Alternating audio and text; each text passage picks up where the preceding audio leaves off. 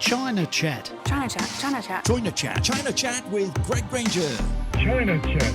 China Chat. China Chat with Greg Granger. China Chat. China Chat. China Chat. China Chat with Greg Granger. Hello and welcome. Today we're talking cultural connections between China and Australia, and no event typifies the great Chinese culture present here in Australia than the Chinese New Year celebrations, viewed and participated in by so many Australians these days. The cultural connections between China and Australia. To discuss those, the similarities, the commonalities and the differences, we've assembled a stellar panel of guests. First guest is Jocelyn Che. A great honour to have you, Jocelyn. You were a former Australian diplomat in China, and you were there in China when Gough Whitlam announced the warming of relationships between Australia and China 50 years ago now. Michael Williams, you're a speaker we've spoken to before, a professor out at the Western Sydney University, deeply steeped in Chinese culture here in Australia. And Ying Lu, celebrated international musician, player of the erhu. We're going to watch her performances here today as well. Welcome to all of you. China Chat with Greg Granger. So Michael Williams, tell us briefly about yourself, please. Well, thanks, Greg. Well, basically, I'm an historian, and my field of study is Chinese Australian history, particularly pre-1949 history, that a century or so from the gold rush through to the mid-20th century, which involved mostly people from southern China coming to Australia, and most importantly, going back to the villages and linking back and forth. So I specialise in that aspect of Chinese Australian history, particularly focusing on it as a continuing relationship with the villages and with their culture in southern China and also Hong Kong, Shanghai very much in that period. And that particularly involves not just Australia, but involves looking at China, and involves looking at perhaps the Chinese diaspora more generally. I also focused at one point in my research on Chinese, or particularly a particular group of villages, links with Hawaii and San Francisco also, just to show it from the village point of view, as it were, rather than from the Australian point of view. So in many ways, my history is transnational and translocal, as well as specifically Chinese Australian in its focus. Well, thank you, Michael. Ying Li, born in China, now married to an Australian man and living in Sydney. Tell us about your expertise. Hello, everyone. Thanks, Greg. My name is Ying Liu, come from northeast of China. I came to Australia 1998. It's almost 24 years. And I live in Sydney with my husband, my daughter, and my dog, and my cat. It's typical Aussie family style. Myself is a musician. I play Chinese musical instrument. Name is called erhu, E-R-H-U. What people would be say like Chinese violin. I'm teaching erhu as well. Have my little students to promote, to inherit Chinese culture in Australia. And I've been performed professionally with Australian, classical musicians, and recording for films, etc. That's interesting living in Australia. And also doing my research about education, about the Chinese music in Australia, and doing lots of cross-culture events, promotions. That's it. So Jocelyn, you have a very rich, a very deep connection with Chinese-Australian relationships. You were in Beijing when that very important announcement was made by the Australian government 50 years ago now. Yeah, I was, yes. Yeah, there was a small group of us from Sydney. We're in Beijing. We sent a cable, that was how you communicated then, to Gough Whitlam, signed from the Australians in China. You were in China on a study tour? Yeah, it was a university delegation. We were looking at schools and universities, which were just resuming after 10 disastrous years of the Cultural Revolution. So what did you learn about thawing of relationships between Australia and China?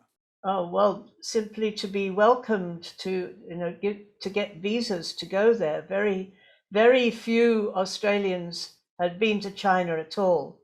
And when we were still very restricted in who we could contact and who we could talk to, if people did ask us that, where are you from? And we said, Australia, that's Australia. They'd say, Albania? They knew more about Albania than they knew about Australia.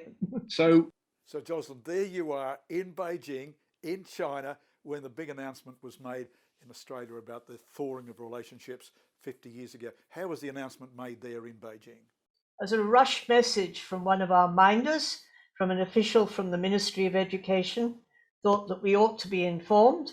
And then they put on a banquet and we all celebrated. That's the way you do things in China, celebrate with food and drink. So Jocelyn, you went on to become a diplomat there in Beijing. Yes, I was posted in Beijing twice, once in the 70s and once in the 80s, yeah. I would say in the 1980s was really a much better time to be in China than the 70s, because what they called the reform period relaxed a lot of the restrictions.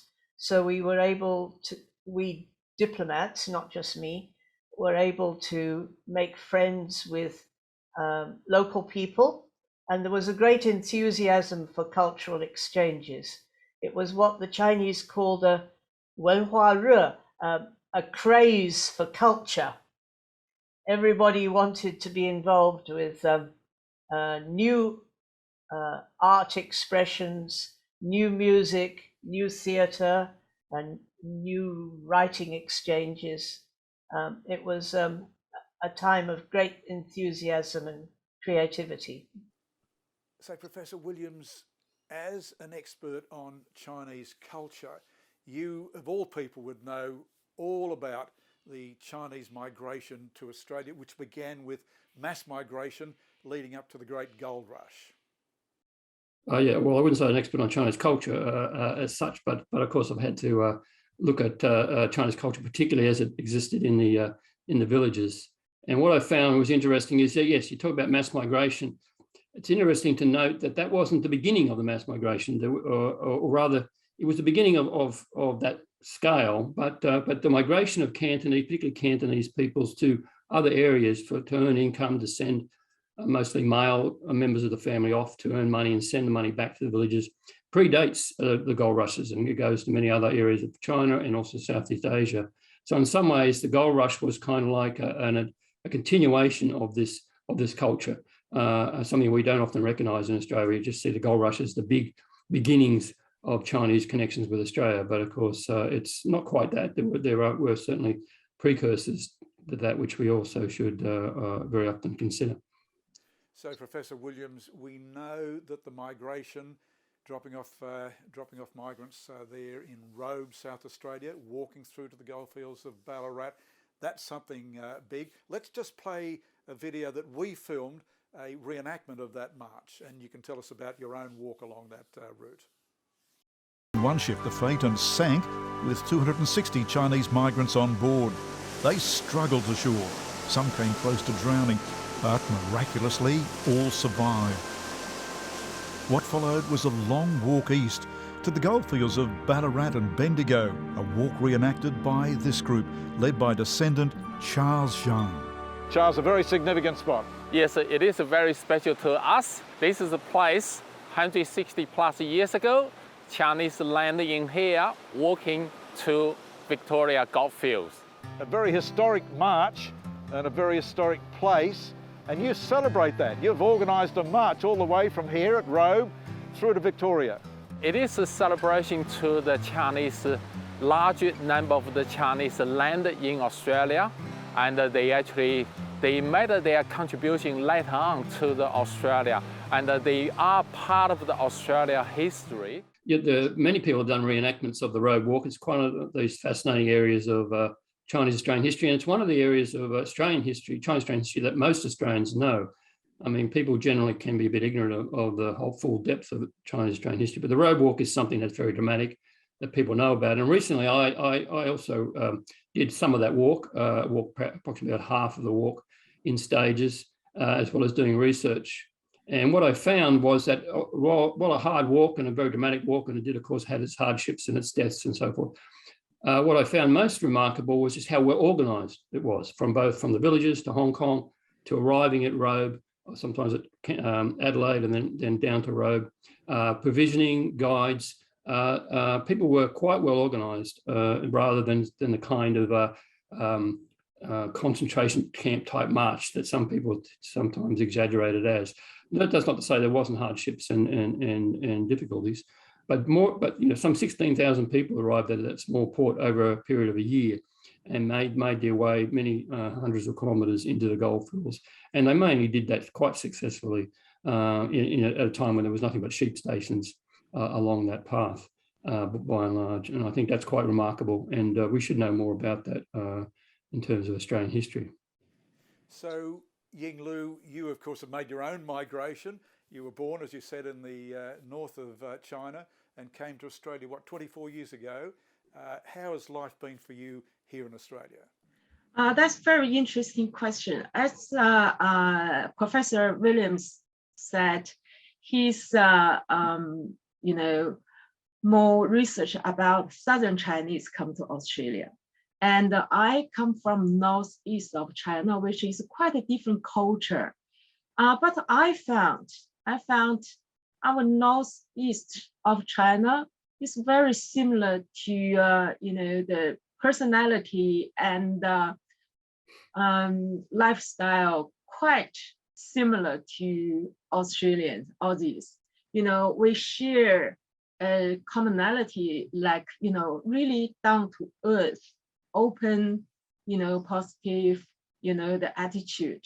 As I said, I moved to my street. I live in here 20 years, and the neighborhood was very friendly, and we're doing, like street party, everything. Just like when I was in China back to 70s.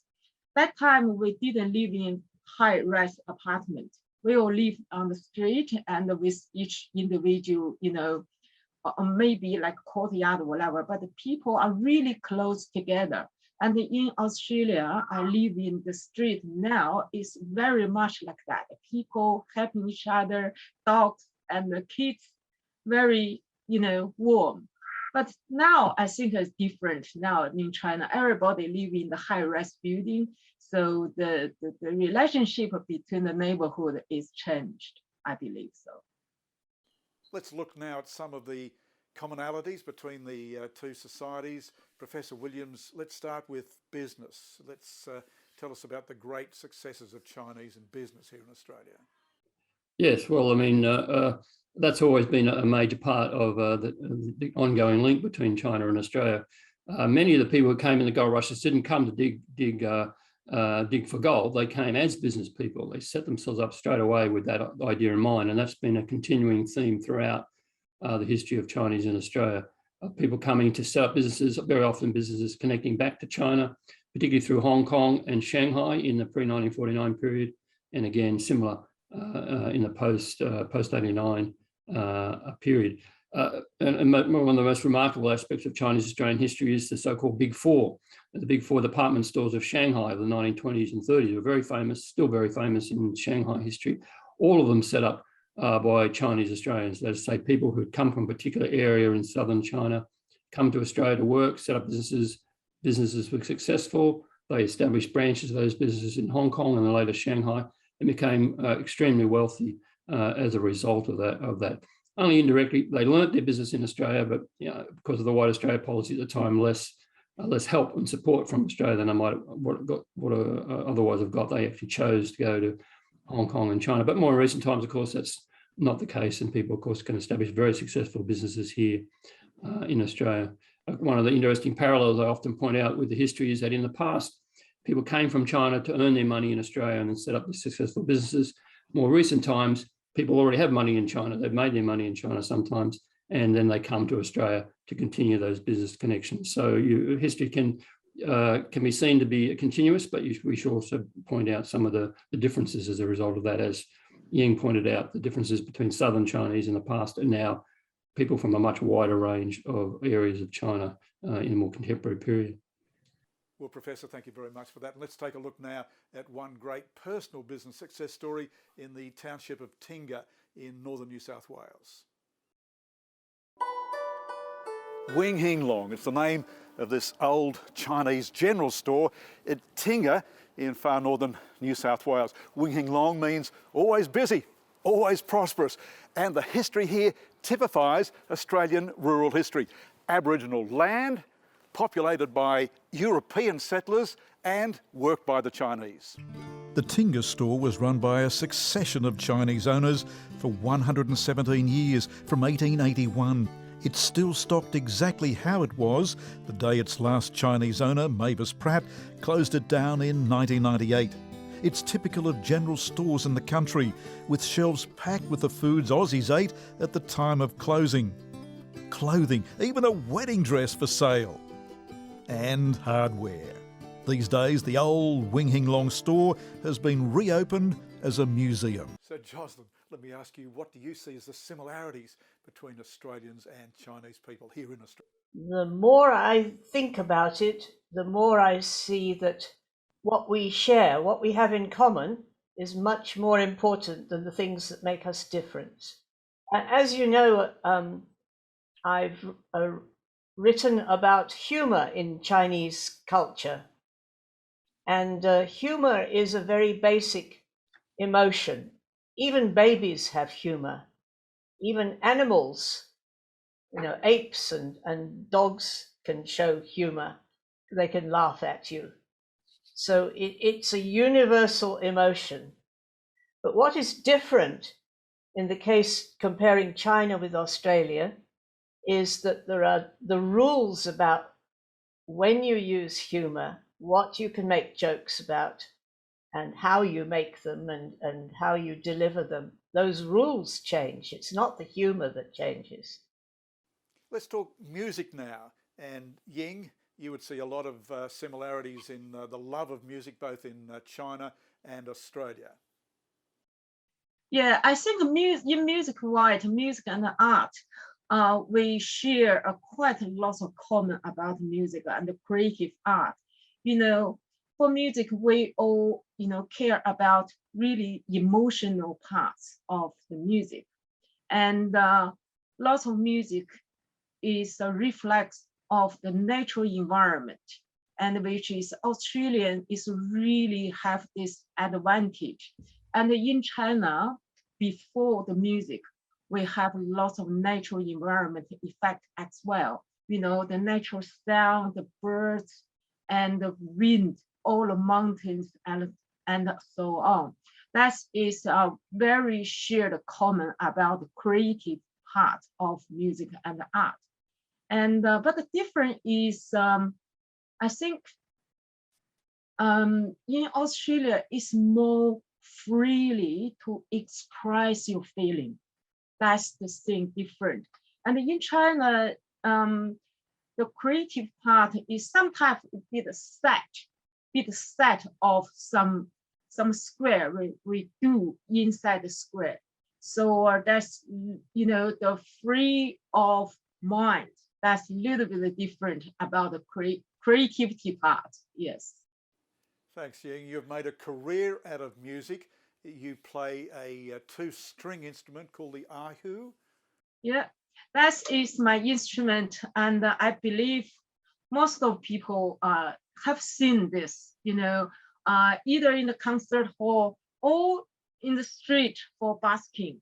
So it's a very popular Chinese instrument called erhu, two strings. As you can see, the body, two pads, and the string, and the ball is like this. Yeah, and I've been teaching for the young kids, to continue the Chinese heritage, Chinese culture, Chinese music in Australia. And most of the kids are born here, what we call ABC, Australian born Chinese. So that was really, really good for, the next generation can continue where we come from, the music and the art. Let's talk about food. You've got a favorite Chinese restaurant, have you? Yes. The reason why lots of people like Australia, I think for the Chinese migrant is, the food is the big part of, they live in Australia because they can eat all the different cuisines, all Chinese different cuisines in Australia. We can all have it.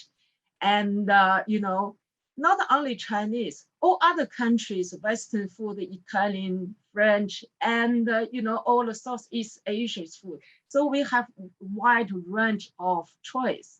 That's why we love Australian, just diversity. That's called diversity. We can eat whatever we want to. In Sydney, in Melbourne, even in the country town, each little country town I went to, they all have Chinese restaurant there. Even though they are not really, really Chinese anymore, they're more Aussie Chinese style. But, we still feel good. We feel good, the Chinese be recognized in here, yes. So Jocelyn, food has been a great attraction, Chinese food, a great attraction for Aussies. Absolutely, yes. And it goes back centuries, because Confucius is supposed to have said that there should be moderation in all things, but not with food and drink. So we all enjoy a good meal, and I think that in many country towns in Australia, the Chinese grocery and the Chinese restaurant have been like almost the social hub for some of those small towns, so for more than 100 years. Well, of course, food is something that the Chinese market gardeners have specialised in Chinese plants. Let's just take a look at this clip we've produced on a Chinese market garden in the eastern suburbs of Sydney. While many Chinese opened restaurants like the Red Chilli, others took to growing vegetables to service the growing taste for Chinese vegetables in Australia. These are grown and sold firstly for Australia's rapidly expanding Chinese population, but also to cater for the growing taste by Australians for the vegetables. While Chinese greengrocers are cashing in on the trend, Chinese migrants have been growing and supplying vegetables all over Australia since the mid-19th century. Okay, let's talk about celebrations. Of course, the Chinese celebrate in February, Chinese New Year, and Aussies love to watch and join in these celebrations, Michael. Yes, I mean, that's a very interesting aspect of the change over time. I mean, Chinese New Year, Lunar New Year is very much in Chinese culture a family-orientated celebration traditionally, and that was the same in Australia. People just tended to kind of do it among themselves. But in more recent times, of course, it's become a more popular, more public celebration of Chineseness in Australia, Chinese Australian culture, and the Lunar New Years have been featured as a major thing, particularly here in Sydney. And that's an interesting evolution of Chinese culture adapting to places such as Australia. And I think that's a very interesting aspect of how people don't simply move their culture from one place to another, but they adapt and change that. And Australians have accepted the Lunar New Year as a major part of the calendar of festivals in Australia. So let's take a look at one of those celebrations. This is a celebration, a lunar celebration here in Sydney, Australia.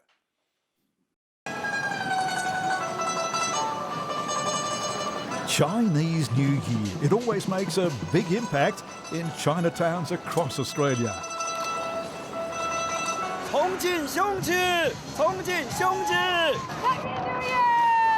Happy New Year! Happy New Year! Happy New Year! These annual festivities are held to celebrate the Chinese New Year in Sydney, with the city's bustling Chinatown the scene of these attractions since it first opened in the 1920s. And Ying, those Chinese New Year celebrations so big to you and your family? Definitely. As Michael mentioned, the Chinese New Year is the big family thing. I remember when I was little in China, each of Chinese New Year's, especially Chinese New Year's Eve, whole family together around the table make dumplings, which we will call 饺子, making dumplings, the family gathering together, eating, kids just playing. And at that time was have fireworks as well. That's really interesting and a happy life. And particularly that time in China, especially come from northern China, was really, really cold in Chinese New Year's time, freezing, -20, -30. But we all go on the street, get fireworks, get everything, just happy life. That was so good. And when I came to Australia, I didn't know. In Australia, Chinese New Year, even bigger, because everybody on the street as well, because the weather is beautiful, it's summer or, hot day. That's just totally different than China. In China, it's a freezing cold that time, and in Australia, it's the best, beautiful sunny blue sky. So that's just make life so much easier. Good on you, Ying. Professor Williams, let's talk about the commonalities that you see between Australians and Chinese living here in Australia. Yeah, well, I think it's remarkable that Chinese migrating to Australia, I think, as Ying demonstrates, adapt very well to the Australian lifestyle, perhaps much more than many other migrant groups coming to Australia. They have no difficulty adapting, learning English, adapting kind of Australian lifestyles. They enjoy the weather, they enjoy making friends, they enjoy the business, they enjoy education, they appreciate the education system in Australia. So I think there are many areas in which people are very have a great deal in common. I mean, even in the areas where they're perhaps a little more focused, such as family orientation and so forth, it's not so different that Australians don't appreciate that. Their focus on education, again, people appreciate those kinds of things. So I think in terms of creating a better Australia, the contribution of Chinese Australians is really quite a remarkable one, and isn't one that has caused many concerns in terms of the quite a long period of the history. Yeah. And Ying, what about you? What do you see as the commonalities between Chinese people here in Australia and Australians? Yeah, I think, for the education part, as Michael just mentioned, the commonality is we all focus for the education. But the difference is, the education in Australia, especially for kids, is more free thinking, let kids to free to creative the approach of they grew up. But in China, study is the focus for them to go into the university and get a high mark, get a coaching. But in Australia, is more freely to give them a free space to think about, how to do the exam. So I think in education part, I prefer here because my child is, I think is much happier. So Jocelyn, you've written 2 books about humour. What do you see as the key difference between humour in Australia and in China? Yeah, well, we're talking about, this is the first book. It's published by Hong Kong University Press, and there's a second volume. The first one deals with humour in traditional society, in olden times, and the history of humour. And this second one is about humour, which gets pretty political in some places, humour in China today. And as I would like to say that if you had like a measure of humour and the rules about humour, and at one end of this measure was a society which had no rules at all, so you could make jokes about anyone, anything, anytime, anywhere. And at the other end of the sliding scale, you had a country where you had to be extremely careful what you made jokes about and with whom and who was listening and where it was published and so on, all those rules. And Australia would be somewhere down near one end of the scale, and China would be somewhere up near the other end of the scale. Those are the rules are different. Professor Williams, Chinatown. Now, you and I took a stroll down through Chinatown here in Sydney. what significance do you think Chinatown plays in the overall action of people here in Sydney? Well, I'd have to say less and less nowadays, because I mean the Chinese, Australian Chinese populations of Sydney is much more spread out, and so you've got so many areas such as Chatswood or Burwood or Hurstville now, just in Sydney, and the same as in Melbourne, which have large concentrations of Chinese heritage populations, large concentrations of Chinese restaurants and other Chinese cultural things. So the idea of the Chinatown no longer has the central focus it once had. In the 50s and 60s, it was the place where you would go to get Chinese food, about the only place in Sydney you could go. And so it was very important. And it still holds a very sentimental value for many people who grew up there or grew up going to the old Chinatown and the Haymarket of Sydney. But nowadays, in terms of practical links to China or to Chinese cuisine or Chinese culture, I'm afraid the Chinatown is beginning to fade away. It's being renewed now, and there is new programs going on, and perhaps it will revive again in the future. But at the moment, certainly, it's going through a relatively fading period, I think, where maybe it has some historical, sentimental value, but relatively little cultural or value in terms of that. And that's, I think, a good thing, because in many ways, you know, there is all of Sydney is a Chinatown. I mean, there's not many places you can go in Sydney where you couldn't get not just one Chinese restaurant like in a country town, but a whole variety of Chinese foods. I live here in Ashfield, and there's like easily a dozen different kinds of Chinese foods, including not just authentic Chinese foods, but adaptations and so forth of various cultural ways. And that's fairly typical of a lot of places around Sydney and around Australia today. Thanks, Professor Williams. How significant do you think Chinese culture is to Australian multiculturalism? I think it's more important than people realise, because it's going back to the other question about, you know, commonalities. Because of the common threads there, you've got Chinese Australian culture has got the ability to kind of influence and to change Australian culture in the future in ways that aren't so obvious. You know, with other cultures, if Australia begin to adapt something that relates to Italian or Russians or something, it's fairly obvious it's Italian or Russian. But I think we don't realise that there are changes happening here to do with Chinese Australians that's perhaps not as obvious. I mean, obviously the Chinese New Year is something very obvious. It's labelled as a Lunar New Year, and it has its Chinese elements. But there are other aspects that, in terms of education, in terms of trade, in terms of food and cuisine, which is not as obvious as we think, or is more important than we think. So I think it's quite foundational, particularly in terms of numbers and in terms of, I mean, you mentioned ABCs, but you increasingly people, not just ABCs, but people who are mixed Chinese Australians, you know, as presumably Ying's own family are, her own children. That's even more typical. People just growing up who are simply consider themselves Australians, and they happen to have some Chinese heritage, some European heritage. And that, I think, is probably the most fundamental change that's happening to Australia and will happen in the next couple of generations.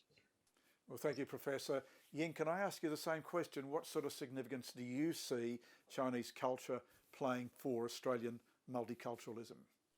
I think, you know, as Michael, you know, research about early migrant back to 1850s. That's the first part of Chinese migrant come to Australia. And in that time, you know, the Chinese culture are really into Australian culture, not only for, you know, gold rush, but when people doing the business, doing the gold, whatever, but they bring their own music into Australian society as well. That's for the entertainment.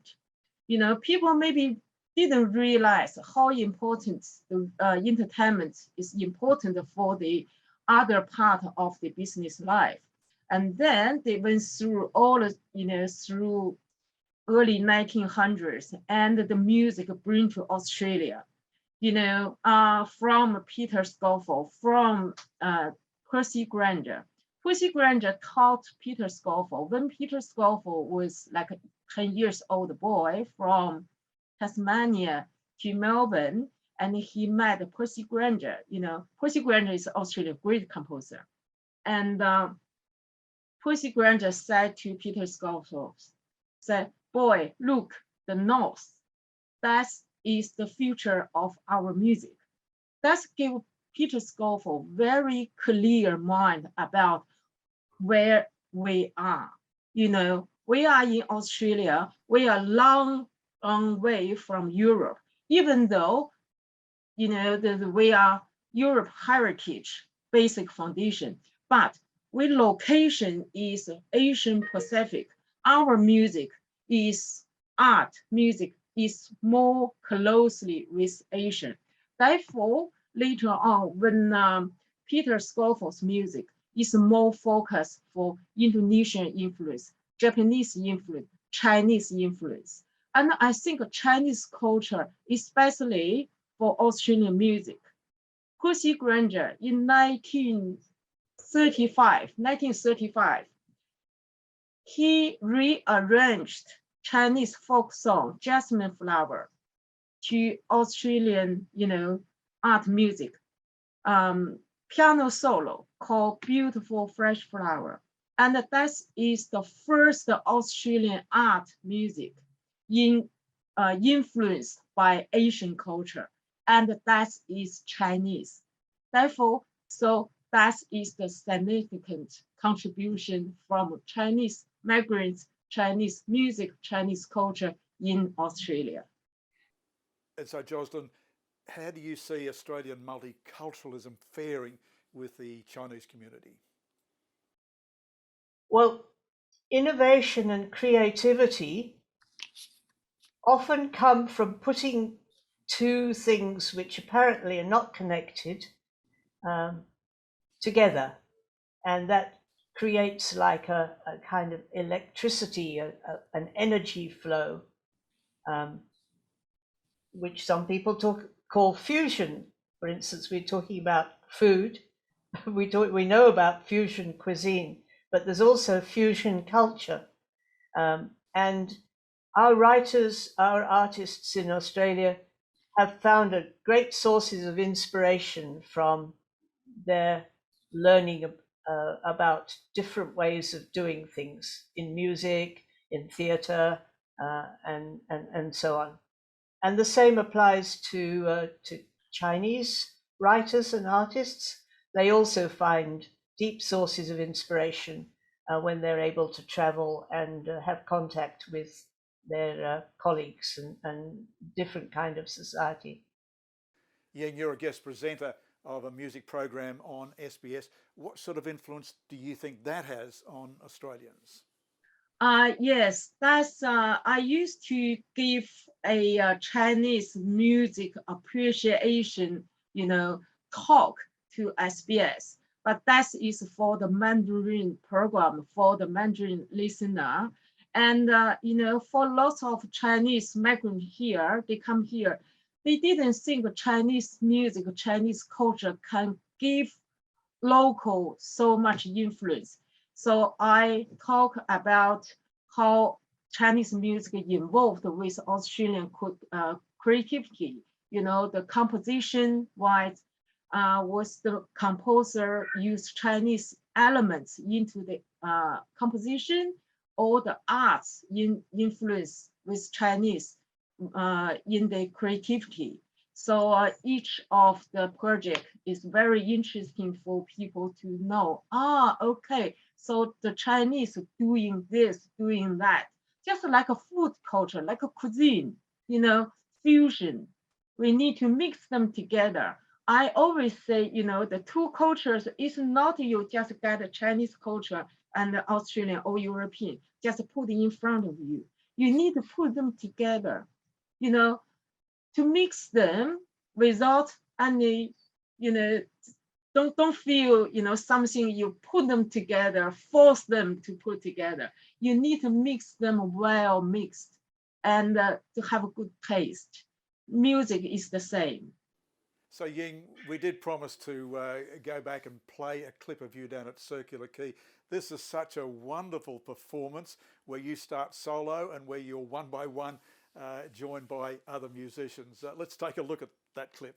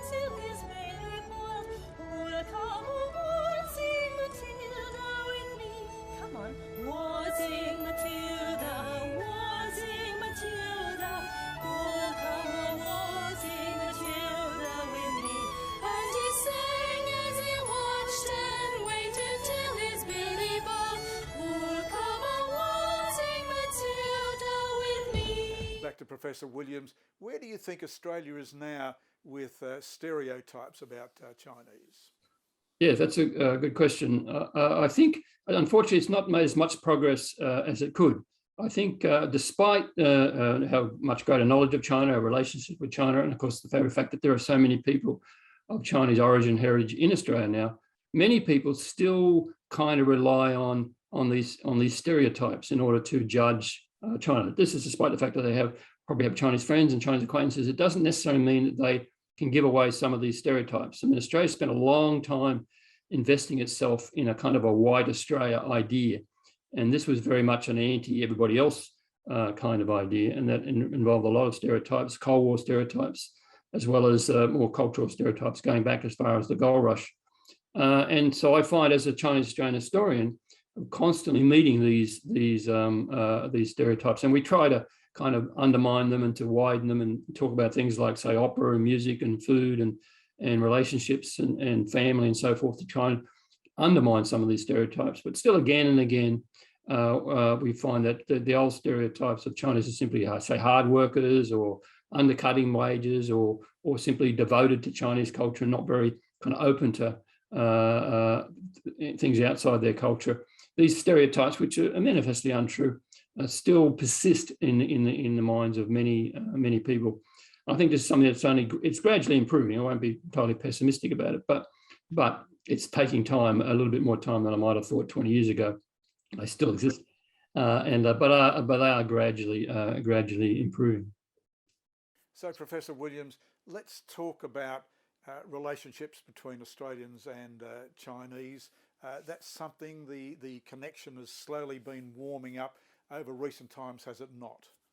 Yes, I mean, certainly there's been great improvements in the last generation. You can see that, and that's mainly because of many more people coming to Australia, migrating, and then of course having their families growing up, and yet continuing their links to China. So it's not like they've come to Australia and then cut off all connections with China and just tried to assimilate.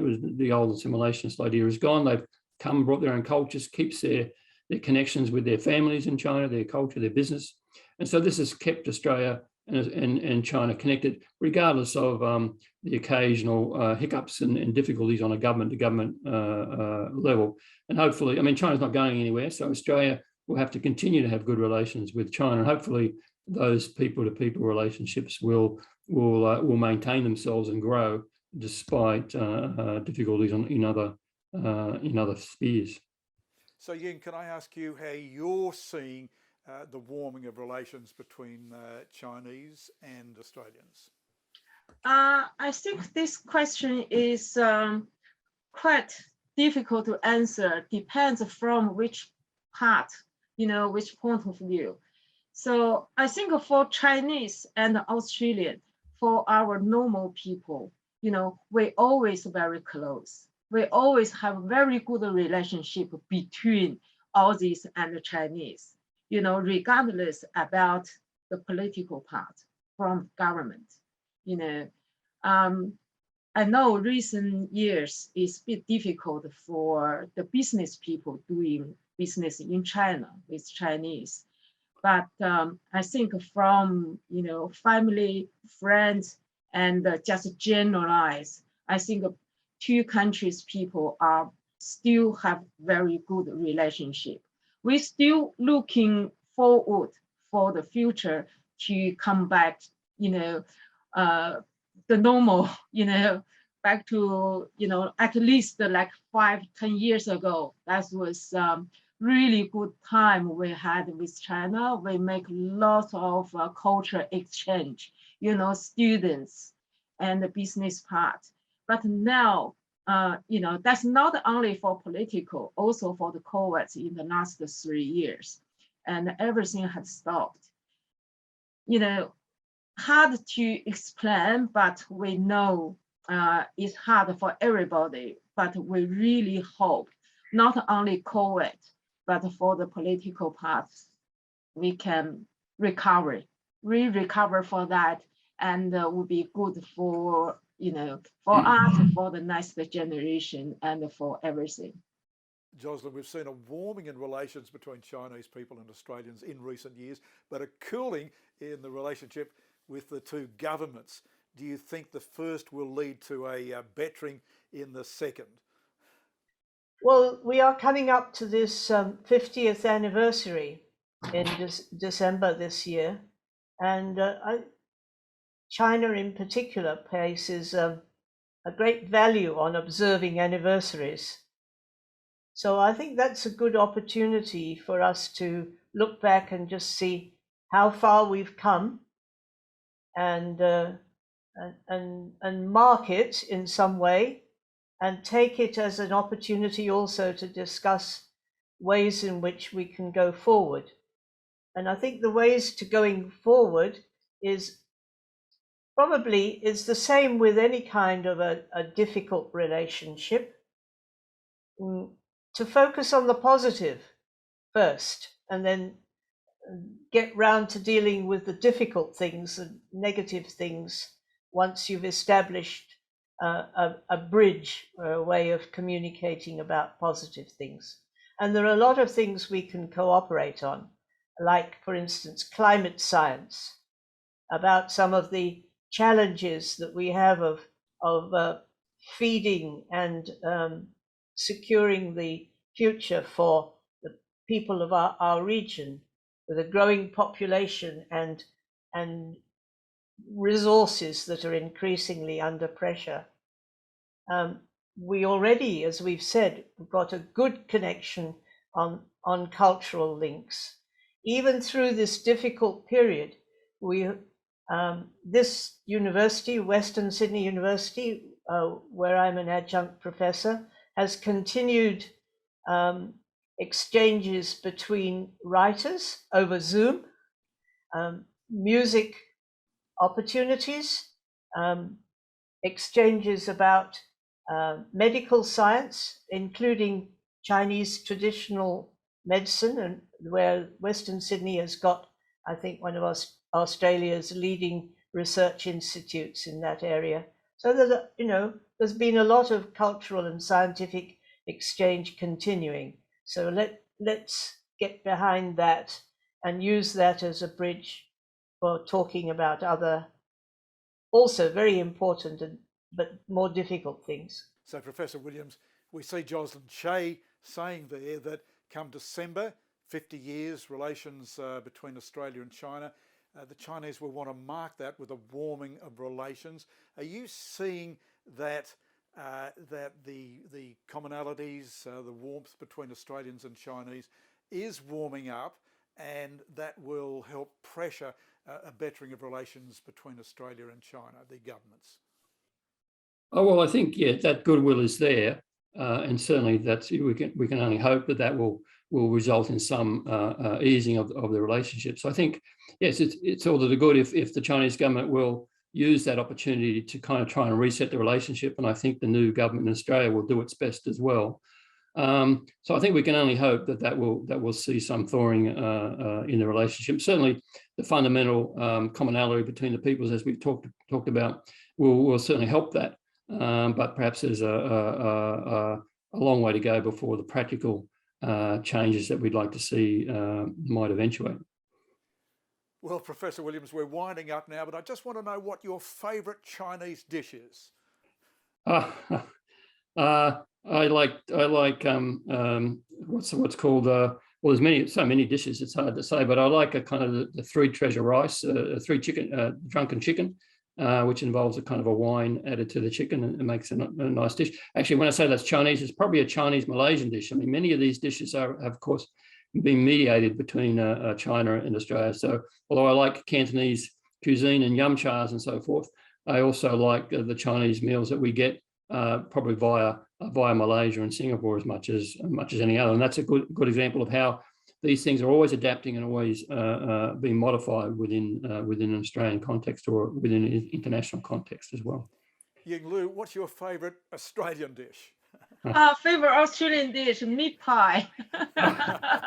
Meat pie with beer and to watch football. But that's very similar. I said meat pie, but in China we call 馅饼. It's very similar thing, but little bit different shape and the different, methods to make it. But basically, it's the same. We got the mint inside, pastry outside, and drinking beer. That is our culture, right? In China and in here. And the barbecue we have in China because put on the skill, and drinking beer. So that is very common. There's no hurdle between you and I. Well, I got to say, I love yum cha. That's my favourite, yum cha. But listen, why don't we all get together? We're going to say goodbye now, but let's all get together, have a barbecue. Let's enjoy some yum cha. Let's enjoy some meat pies, and let's sing some beers. Thank you so much for joining us today. All right, thank you. All right, bye-bye.